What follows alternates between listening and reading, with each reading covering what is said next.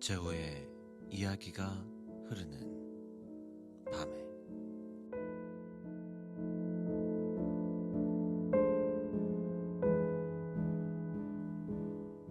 일곱 마리 까마귀.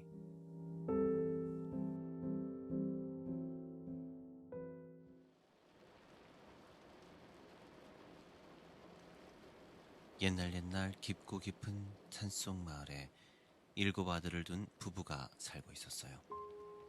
부부는 딸을 너무 가지고 싶었죠. 하지만 좀처럼 부부의 소원은 이루어지지 못했답니다. 어느 날 부부는 임신을 하게 됐고 아이가 태어나게 되었어요. 딸이 태어났죠. 부부는 자신들의 바람대로 딸이 태어나서 너무 기뻤답니다. 그런데 딸은 몸이 너무 작고 약하게 태어났어요. 그래서 성당에서 세례를 받지 못하고 집에서 세례를 받을 수밖에 없었죠. 첫째야, 어서 가서 우물에서 세례식 때 쓸 물을 길어 오거라. 첫째는 우물에 가서 물을 기르러 갔어요. 나머지 6 아들들도 따라갔죠. 아버지한테 형만 이쁨 받을 거야? 같이 하자 형. 야, 저리 안 가? 아버지가 나한테 시키신 거야. 7 아들들은 우물 앞에서 서로 물을 기르려고 다투었어요. 그러다 두레박을 묶어놓은 줄이 뜯어지고 두레박은 우물 안으로 빠져버렸죠. 어떡하지? 이거 어떻게 물을 다시 떠? 7 아들들은 우물 앞에서 망연자실하게 서 있었죠. 한편 집에서 아들들을 기다리던 아버지는 이 몹쓸 놈들이 어디 가서 놀고 있는 거야? 왜 이렇게 안 와? 아버지는 딸이 세례를 받지 못하고 죽을 것 같아 조마조마했고 화가 났죠. 이것들 그냥 까마귀나 돼버려라. 아버지의 입에서 저주가 나오자마자 우물가에서 까마귀들이 날아올랐어요. 그리고 집을 한 바퀴 돌던 까마귀들은 하늘 높이 날아가 사라졌답니다. 아버지는 자신의 저주 때문에 아들들이 까마귀로 변했다는 걸 알았죠. 입 밖으로 내뱉은 저주를 돌리기에는 너무 늦어버렸어요.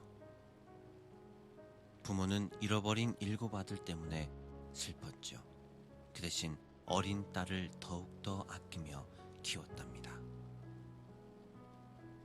딸은 무럭무럭 자라서 아름다운 소녀가 되었죠. 부모님은 소녀에게 7 아들들의 이야기를 하지 않았어요. 그래서 소년 자기에게 오빠가 있다는 사실을 알지 못했답니다. 그러던 어느 날 소년 마을에서 사람들이 수군대는 걸 우연히 듣게 되었어요. 그거 알아? 저 집에 갑자기 7 아들들이 사라진 거. 그게 저 소녀 때문이라던데. 그게 무슨 말이에요? 우연히 엿듣고 있던 소년 마을 사람들에게 물어봤지만 소녀가 태어났을 때 소녀의 오빠들이 사라졌다는 이야기만 듣게 되었죠. 소년 집으로 들어가 부모에게 자초지종을 물어봤어요. 부모는 더 이상 숨길 수가 없었죠. 오빠들은 까마귀가 돼서 사라졌어. 네 탓이 아니고 하늘의 뜻이니 이상한 생각은 하지 말아라. 부모는 소녀의 탓이 아니라고 안심을 시켰지만 소년 그 말을 듣고 더욱더 자기 때문에 오빠들이 사라졌다는 생각에 한시도 편안한 날이 없었죠. 소년 결국 오빠를 구하러 나가기로 마음을 먹었어요. 부모님을 기억할 만한 아버지 반지 하나와 배고픔을 달래줄 빵 한 덩어리, 그리고 갈증을 달래줄 물병 하나, 또 다리가 아플 때 쉴 수 있는 의자 하나만 가지고 집을 나섰죠. 소년 길을 걷고 또 걸어 세상 끝에 다다를 수 있었어요. 세상 끝에는 해와 달이 있었죠. 해를 향해 가던 소년, 해가 너무 뜨거워서 더 이상 다가갈 수 없었고, 달로 향해서 가봤지만 달은 소름이 끼칠 정도로 차가웠어요. 인간의 고기 냄새다. 어디 있니?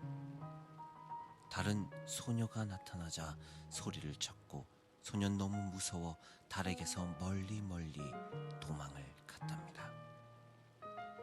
그리고 도착한 곳은 별들이 있는 곳이었어요. 별들은 소녀에게 따뜻하게 대해주었답니다. 소년, 별들 사이에서 잠시 쉴 수 있었어요. 소녀는 별들에게 자기가 여행을 하게 된 자초지종을 말해주었어요. 그 말을 들은 별들 중 새벽별이 소녀에게 닭다리 하나 건네주며 말했어요. 유리산을 찾아가. 너희 오빠는 거기서 찾을 수 있을 거야. 이 닭다리는 그 유리산을 여는 열쇠니까 꼭 챙겨가고. 소년 닭다리를 치마를 조금 찢어 조심스럽게 싼 뒤 별들에게 작별 인사를 하고 유리산을 찾아 길을 떠났어요. 소년 몇 날 며칠 걷고 나서야 유리산 입구에 다다랐어요. 유리산 입구에는 문이 있었고 문에는 자물쇠가 채워져 있었죠. 닭다리가 이 문을 여는 열쇠라고 했지? 소년 서둘러 짐을 뒤져 닭다리를 찾았어요. 그런데 소중히 품고 있었던 닭다리가 없어진 거였어요. 소년 당황했죠. 어떻게 하지? 이러면 유리산의 문을 열 수가 없잖아. 소년 이리저리 뒤지다 짐 속에서 칼 하나를 찾았죠. 닭다리 뼈가 열쇠라면 그거랑 비슷한 걸 만들면 문을 열 수 있겠다. 소년 큰 결심을 하고 소녀의 새끼손가락에 살을 베어내고 뼈만 남겼어요. 그리고 그걸 자물쇠에 끼워 넣었더니 신기하게도 그 문이 열렸답니다. 소년 유리산으로 올라갔어요. 유리산 위에는 집이 있었죠. 집으로 들어가자 난장이가 나타났어요. 소녀야, 뭘 찾고 있니? 오빠들을 찾고 있어요. 그러니까 7마리의 까마귀들이에요. 까마귀? 까마귀. 여기에 있는 게 맞아. 잠시만 기다려. 코 돌 테니까. 난장이는 그렇게 이야기를 하고 7개의 작은 접시에 담겨있는 까마귀들의 밥과 물이 담긴 7개의 작은 잔을 가져왔어요. 소녀는 너무 배가 고팠죠. 그래서 7접시 위의 밥들을 한 숟갈씩 먹고 7개의 작은 잔에 들은 물도 한 모금씩 마셨답니다. 그리고 마지막 잔에는 손가락에 끼고 있던 반지를 넣어놨어요. 소년 배가 불러 졸음이 쏟아져 낮잠을 잤답니다. 얼마 지나지 않아 날개 소리가 들리더니 7마리 까마귀들이 날아왔어요. 그리고 배가 고팠는지 까마귀들은 허겁지겁 밥과 물을 마시기 시작했죠. 누가 내 밥을 먹었네? 누가 내 물을 마셨지? 그런데 이 반지는 뭐야? 이거 아버지 반지 아니야? 여기 자고 있던 소녀는 누구야? 설마. 소녀는 소란스러움에 잠이 깼어요. 7 까마귀들을 보고 오빠라 직감했죠. 오빠, 나 오빠 동생이야. 동생? 하늘이 여동생을 이곳으로 보내줬구나.